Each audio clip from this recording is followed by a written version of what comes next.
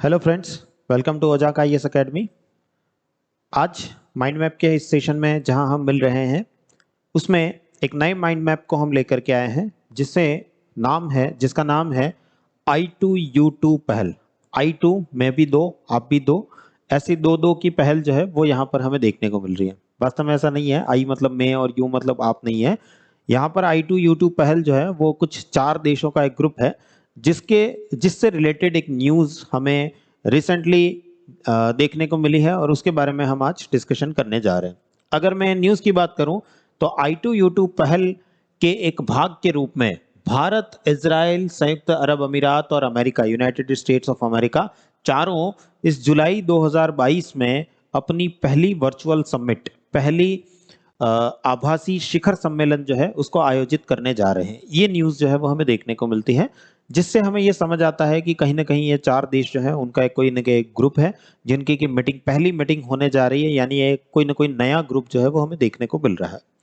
अगर इसके बारे में जानने की कोशिश करें, I2U2 को समझने की कोशिश करें, तो I2 में I 2 बार आ रहा है और U भी 2 बार आ रहा है। इस वजह से इन चारों देशों के ग्रुप को I2U2 नाम दिया गया है। यानी I इंडिया, I इजराइल, दो देश I के नाम से हमें देखने को मिल रहे हैं, और U के नाम पर भी दो देश देखने को मिल रहे हैं, एक UAE और दूसरा USA, United states of America और यूनाइटेड अरब एमिरेट्स। ये 4 देश जो हैं जिनके नाम, दो के नाम आई से स्टार्ट हो रहे हैं, दो के नाम यू से स्टार्ट हो रहे हैं, इसलिए इसे I2U2 इनिशिएटिव या I2U2 पहल का नाम दिया जा रहा है।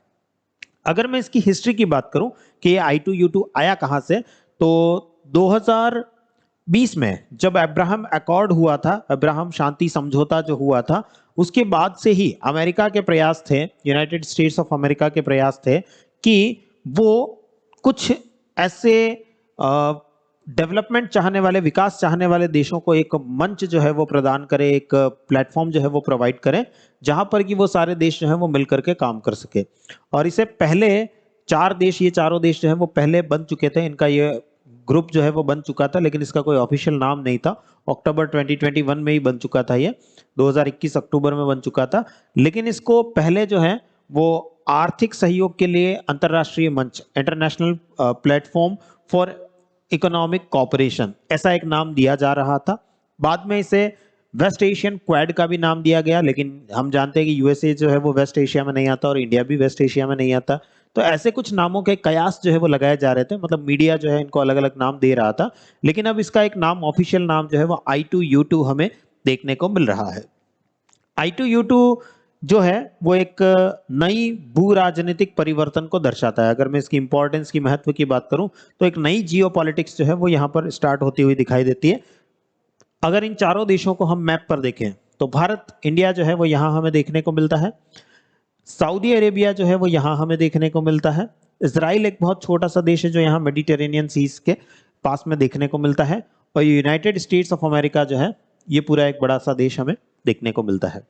तो ये 4 देश, देखिए जियोपॉलिटिक्स की दुनिया में अगर हम बात करें, मैप पर अगर हम देखें, तो जियोपॉलिटिक्स में ये 4 देश हिस्ट्री में कभी पहले एक साथ नहीं थे, लेकिन अब एक साथ आते हुए हमें दिखाई दे रहे हैं, जो कि नए डायमेंशंस को, नए आयामों को खोलता हुआ, एक नई अपॉर्चुनिटी, एक नया अवसर जो है वो वैश्विक अर्थव्यवस्थाओं को और विश्व के सामने एक नया ऑप्शन जो है वो रखता हुआ हमें दिखाई दे रहा है, एक नया प्लेटफॉर्म जो है वो बनता हुआ हमें दिखाई दे रहा है। तो काफी इंपॉर्टेंस अपने आप में ये रखता है, कुछ नया इनिशिएटिव, कुछ नई पहल जो है यहाँ हमें देखने को मिल रही है। अगर मैं भारत के लिए I2U2 महत्व की बात करूं तो देखिए 2020 में, 2020 में जब से अब्राहम अकॉर्ड हुआ है, अब्राहम शांति समझौता जो है वो इजराइल और उसके पड़ोसी देशों के बीच में हुई है। इजराइल का बारे में आप जानते हैं, डिटेल सेशन मैंने एक पहले भी किया था आपके साथ में यूट्यूब पर, और उसके अंदर हमने बात करी थी कि इजराइल जो है उसका अपने सारे पड़ोसी देशों के साथ में बहुत सारे ज़्यादा पंगा जो है वो रहता है, झगड़े जो हैं उसके चलते रहते हैं, डिस्प्यूट्स जो हैं, बाउंड्री डिस्प्यूट्स जो हैं वो भी चल रहे हैं, और भी बहुत सारे टाइप के डिस्प्यूट जो हैं वो यहाँ पर चल रहे हैं, विवाद चल रहे हैं उसके। उन सबको समाप्त करते हुए अब्राहम अकॉर्ड के तहत अब इजराइल ने अपने सारे पड़ोसी देशों के साथ में शांति स्थापित करने का वचन जो है, प्रतिबद्धता जो है वो दिखाई है इस अकॉर्ड के बाद में, अब्राहम शांति समझौते के बाद में।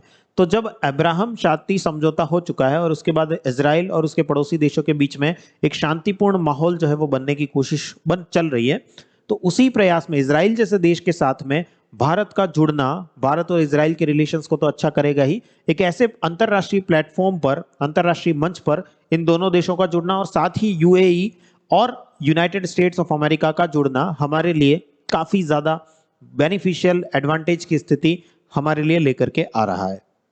दूसरा, भारत के बाजार को बहुत ज्यादा फायदा होने वाला है। भारत में जहां हाई एंड की टेक्नोलॉजिकल जो इंस्ट्रूमेंट्स होते हैं, तकनीकी जो उपकरण होते हैं, उनकी बहुत ज्यादा मांग बनी रहती है और भारत में जनरली छोटे इंस्ट्रूमेंट या निम्न वर्ग के इंस्ट्रूमेंट जो हैं वो तो बार बार आयात किए जाते रहे हैं, लेकिन हाई एंड के इंस्ट्रूमेंट्स जो है उनकी भारत सरकार का ऐसा मानना है कि उनकी बहुत ज्यादा डिमांड नहीं है, बहुत ज्यादा मांग नहीं है, तो उन्हें इंपोर्ट नहीं किया जाता, उन्हें भारत में नहीं मंगाया जाता। लेकिन अब ऐसे हाई एंड सप्लायर्स हमें मिल जाएंगे, इजराइल जैसा देश, यूनाइटेड स्टेट्स ऑफ अमेरिका जैसा देश, यूएई जैसा देश, जो कि हाई एंड इंस्ट्रूमेंट्स बनाते हैं, उनके साथ में हमारा जुड़ना हमारे यहाँ की जो हाई एंड इंस्ट्रूमेंट्स की जो मांग है उसको भी पूरा करता हुआ दिखाई देगा।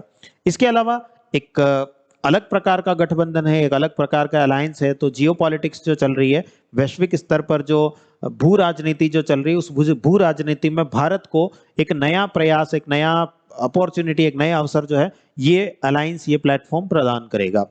इसके अतिरिक्त अगर हम बात करें तो सुरक्षा सहयोग की बात करें तो इजराइल काफी अपने फील्ड में आगे है। आप जानते हैं कि हम काफी सारे ऐसे इंस्ट्रूमेंट्स जो हैं वो इजराइल से खरीद चुके हैं, जैसे कि अवाक्स रडार जो है वो हमने वहां से खरीदा था।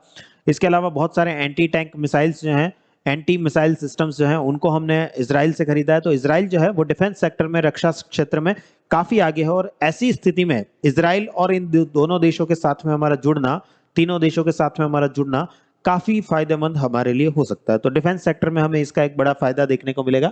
इसके अलावा टेक्नोलॉजिकल सेक्टर की बात करें तो ये पर्टिकुलर जो चारों देश है बायोटेक्नोलॉजी के फील्ड में, अगर हम कॉमन कुछ देखें टेक्नोलॉजी के फील्ड में, तो ये चारों देश जो है बायोटेक्नोलॉजी, जैव प्रौद्योगिकी के क्षेत्र में काफी आगे निकल चुके हैं रेस्ट ऑफ द वर्ल्ड से, बाकी के विश्व से।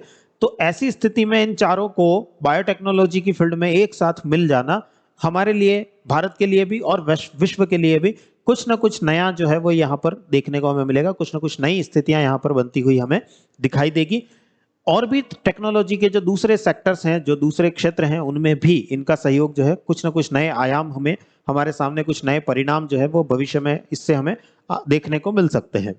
इसके अतिरिक्त खाद्य सुरक्षा, इजराइल जैसा देश जो टेक्नोलॉजी के मामले में, खासतौर से एग्रीकल्चरल टेक्नोलॉजी के मामले में बहुत आगे हो, यूनाइटेड स्टेट्स ऑफ अमेरिका जैसा देश जो कि पर कैपिटा या पर हेक्टेयर प्रोडक्शन के मामले में भारत से काफी ज्यादा आगे हो, यूएई जैसा देश जो एग्रीकल्चर में काफी ज्यादा आगे है, इन सब देशों से भारत को एग्रीकल्चर सेक्टर में, भारत की जहां हम जानते हैं आधी से ज्यादा जनसंख्या कृषि के अंदर काम करती है, एग्रीकल्चर सेक्टर में काम करती है, जबकि जीडीपी में उस एग्रीकल्चर सेक्टर का रोल जो है वो काफी कम हमें देखने को मिलता है। आधी से ज्यादा जनसंख्या कार्यरत है, लेकिन 20 से 25% के बीच में हमें जीडीपी में उसका रोल देखने को मिलता रहता है, वेरी करता रहता है, समय समय पर बदलता रहता है। कोविड के बाद से निश्चित रूप से एग्रीकल्चर सेक्टर का उठाव जो है वो हमें देखने को मिला है, लेकिन फिर भी भारत के अंदर जितना एग्रीकल्चर सेक्टर का कंट्रीब्यूशन होना चाहिए जीडीपी में, उतना हमें देखने को नहीं मिलता। ऐसी स्थिति में अगर इन तीनों देशों से हम जुड़ते हैं जो कि एग्रीकल्चर सेक्टर में काफी आगे हैं, कृषि क्षेत्र में काफी आगे हैं, उनका एक बड़ा एडवांटेज, एक बड़ा बेनिफिट जो है वो इंडिया को हमें जरूर यहां पर देखने को मिलेगा।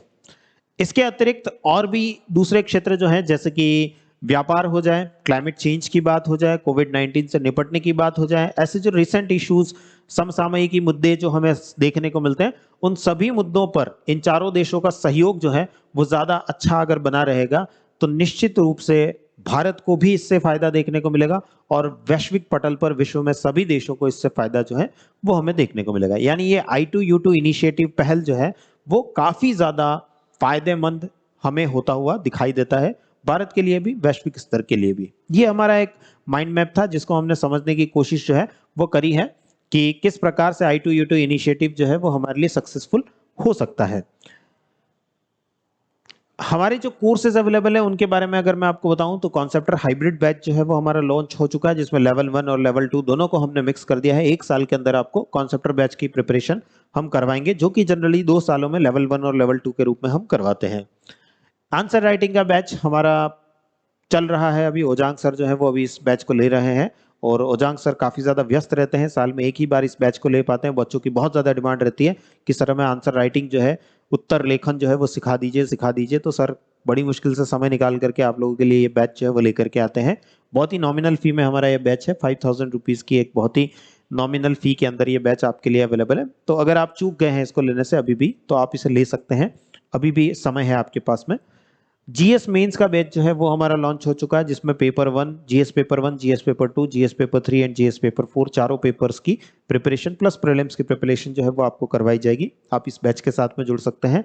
और एनसीईआरटी तमिलनाडु का महा आंदोलन बैच हमारा स्टार्ट हो चुका है। जो बच्चे अभी यूपीएससी की प्रिपरेशन कर रहे हैं, एक लंबे समय के बाद देना चाहते हैं, 2 साल 3 साल 4 साल 5 साल बाद देना चाहते हैं, तो उनके लिए एनसीईआरटी महा आंदोलन बैच जो है वो हमने डिजाइन किया है कि वो एनसीईआरटीज को बहुत अच्छे से ग्रेस्प कर लें, एनसीईआरटीज को बहुत अच्छे से सीख लें, ताकि वो यूपीएससी की प्रिपरेशन में जो एक माइलस्टोन है उसको अचीव कर लें। फिर आगे उनके लिए दुनिया जो है वो ज्यादा आसान, काफी ज्यादा आसान जो है वो हो जाती है। तो एक बहुत ही नॉमिनल फी में इसीलिए हमने इस बैच को आप लोगों के समक्ष रख रखा है, ताकि आप लोग जो है इससे ज्यादा से ज्यादा जुड़ पाए। ऐसा ही फ्री कंटेंट जो है वो अगर आप और देखना चाहते हैं तो हमारी जो वेबसाइट है ओजांक edu, ojankedu.com नाम की जो वेबसाइट है उस पर जा सकते हैं। उस पर बहुत सारा कंटेंट आप लोगों के लिए अवेलेबल है। अगर मैं आपको वेबसाइट दिखाऊं तो अगर आप जाएंगे ओजांक edu, ojankedu.com पर जाएंगे तो ये वेबसाइट जो है वो आप लोगों के लिए कुछ इस प्रकार से ओपन होगी, जिसके अंदर हमारे सारे कोर्सेज वगैरह की इंफॉर्मेशन आपको सारी मिल जाएगी। इसके अलावा बहुत सारा फ्री कंटेंट जो है वो भी आप लोगों के लिए अवेलेबल है। यहाँ पर कोर्सेज की इंफॉर्मेशन आपको सारी मिल जाएगी। करंट अफेयर्स सेक्शन जो है यहाँ पर आपको डेली बाइट्स के रूप में हर रोज करंट अफेयर्स का पार्ट जो है वो कवर हो रहा है आपका। हर रोज करंट अफेयर्स यहाँ पर अपलोड हो रहा है। डेली क्विज जो है वो भी आप लोगों के लिए अवेलेबल है। आप इस क्विज को अटेम्प्ट कर सकते हैं, अपनी तैयारी को जांच सकते हैं, परीक्षण कर सकते हैं। बहुत सारी बुक्स जो हमारी यूपीएससी के प्रिपरेशन के दौरान हमें चाहिए होती है, वो सारी बुक्स जो है वो यहाँ पर अवेलेबल है। एनसीईआरटी, इग्नू की बुक्स, एनआईओएस की बुक्स और बहुत सारी इंटरनेशनल रिपोर्ट्स जो हैं, इंपॉर्टेंट रिपोर्ट्स जो हैं वो आप लोगों के लिए यहाँ अवेलेबल है। आप उनसे अपनी पढ़ाई को अच्छी तैयारी जो है वो कर सकते हैं। इंपॉर्टेंट जिस्ट योजना का, ईपीडब्ल्यू का, down to earth, Kurukshetra, NCERT gist, इन सब के जिस्ट जो है वो आपको यहाँ पर मिल जाएंगे। इसके अलावा माइंड मैप जो अभी मैं आपको बता रहा था I2U2 पहल के बारे में, वैसे ही बहुत सारे माइंड मैप, हर रोज एक माइंड मैप जो है वो आप लोगों के लिए अपलोड हो रहा है। आप यहाँ से माइंड मैप को डाउनलोड कर सकते हैं। और अगर उसको समझने के लिए ऐसे किसी वीडियो की सहायता आपको चाहिए तो आप इसे माइंड मैप सेक्शन में जाएंगे, यहाँ पर आपको माइंड मैप्स जो है वो देखने को मिलेंगे। ये माइंड मैप्स जो हैं वो आपको देखने को मिलेंगे और उनसे रिलेटेड माइंड मैप्स के वीडियोस जो हैं, अगर आप जैसे इस माइंड मैप को समझना चाहते हैं तो यहाँ इसके वीडियो को देखने के लिए लिंक भी दे रखा है। आप YouTube पर जाकर के उस लिंक को, इस लिंक पर इस लिंक पर क्लिक करके आप आगे जो है YouTube पर इस वीडियो को देख सकते हैं और इस टॉपिक को, पर्टिकुलर टॉपिक को समझ सकते हैं। और ये व्यवस्था आप लोगों के लिए हिंदी में भी है, इंग्लिश में भी है। अगर इसी वेबसाइट को आप इंग्लिश में देखना चाहते हैं तो, सॉरी इंग्लिश में हम देख रहे हैं, हिंदी में अगर आप देखना चाहते हैं तो सेम वेबसाइट आपको हिंदी में भी मिल जाएगी। हिंदी में आप इसे ओपन कर सकते हैं, वही सारी चीजें जो है वो हिंदी में भी आपको यहाँ पर देखने को मिलेंगी। आप उन पर जा सकते हैं।